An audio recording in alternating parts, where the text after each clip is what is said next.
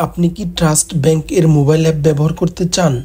তাহলে চলুন দেখে নেই কিভাবে সহজে অ্যাকাউন্ট খুলে নেওয়া যায়। প্রথমে আপনার মোবাইলের প্লে স্টোর বা অ্যাপ স্টোর ওপেন করতে হবে। সার্চ বক্সে লিখুন ট্রাস্ট স্মার্ট ব্যাংকিং বা ট্রাস্ট মানি।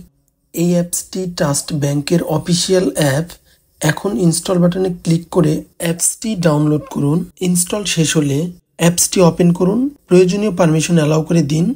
এখন আপনি দেখবেন রেজিস্টার অপশন, সেখানে ক্লিক করুন। আবার অ্যাকাউন্ট নাম্বার অপশনে ট্যাপ করুন। এখন আপনার trust bank account number, mobile নম্বর এবং কিছু ব্যক্তিগত তথ্য দিন। এসএমএস-এ একটি ওটিপি অন টাইম পাসওয়ার্ড আসবে, সেটা দিয়ে ভেরিফাই করুন। সফলভাবে ভেরিফিকেশন হয়ে গেলে আপনাকে একটি পিন বা পাসওয়ার্ড সেট করতে বলা হবে। এই পিন ব্যবহার করে আপনি প্রতিবার লগ ইন করবেন।